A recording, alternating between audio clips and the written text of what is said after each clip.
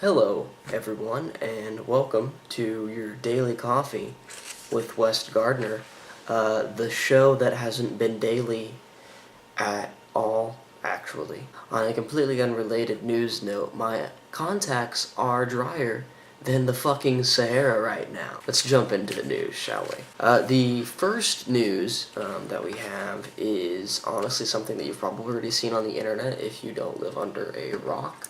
You might have heard about Bat Kid in San Francisco and the whole city coming together and turning into a pseudo Gotham to help his Make-A-Wish Foundation wish thing. And this is just it's a feel good story to help deal with the fact that the world is a really crappy place. Bat Kid is actually Miles Scott, a 5-year-old San Franciscan who was diagnosed at 20 months with leukemia that he's currently in remission for.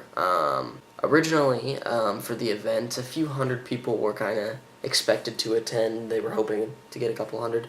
12,000 people or more actually ended up coming out and supporting Miles Scott being Bat Kid. There was even a penguin and a Riddler that were played, and a damsel in distress tied to the tram tracks, the trolley tracks, that young Miles had to save. Police Chief Greg Sir played Commissioner Gordon, and helped Bat Kid rescue from a bank robbery the San Francisco Giants mascot. So it's a great story. Got a key to the city made out of chocolate from the mayor. Of course, there are always Debbie Downers, and now a real-life villain, which I wouldn't go so far as to say, but apparently headlines think that this guy is a complete and utter douchebag, which isn't entirely inaccurate. Eric Marr said on Instagram, of all places, that waiting for Bat Kid, wondering how many thousands of San Francisco kids living on SNAP or food stamps could have been fed from the money. Hello? And while Eric Marr is technically correct that a lot of the money that went towards this could have indeed helped a lot of kids, I have to kind of wonder if he knows about something called good publicity. This is a feel-good story that reminds people that good things do happen and that we do help people and do good things for other people. And I can't help but wonder that how many people have seen this story and have went out and decided to donate, to go to charities, to help out because of what they've seen Miles Scott do. And how fucking entitled are you to make a complaint about a feel-good story on Instagram, of all places, you hipster douche? Jump in front of a trolley, because see what I did there, because it's San Fran. No? Okay, well, next story.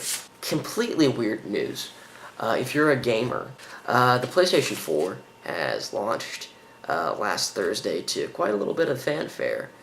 And in something that I can only describe as amazing for all of the very wrong reasons, Pornhub is officially backing PlayStation 4.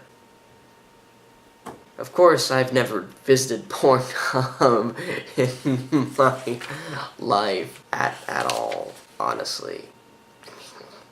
I would link to the Twitter post that Pornhub made, but unfortunately it features a young lady expressing a lot of affection for another male with her mouth. And before people start flipping out about this and going, oh my god, you can actually look at porn on the PlayStation?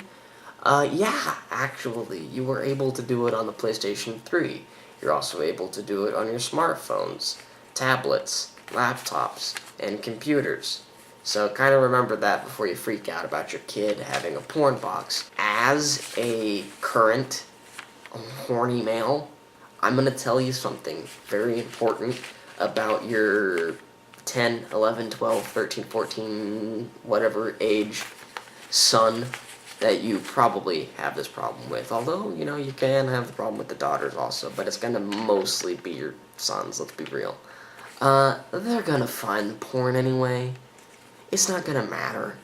You can do whatever you want to and try to, you know, stop it before it happens, but you're not going to be able to, because, trust me, people have tried, and they can't stop it, if you know what I'm saying. Next story. And before we go on in this, if you were wanting to have a good day and just want to watch this video for some chuckles, maybe stop watching here, because this last story, there's not going to really be any jokes, because it is just a firm reminder of why you should have a very small amount of faith in humanity. A Virginia couple, Brian and Shannon Gores, is being sent to prison after police investigated their home after a nearby house reported that some gold bullion and $2,000 of cash and other goods was stolen. Investigators were led to Brian and Shannon's residence after a local auction house reported that Shannon had sold the gold to them to auction off. What they found can only be described as disgusting. They found a 5-year-old girl who was kept in a crib that was transformed into a makeshift cage. The two were originally going to obviously go to jail for the robbery, and were then facing felony child abuse, but they're now facing first-degree murder as well after the police went to the backyard and also found the remains of unidentified gender, but of another child.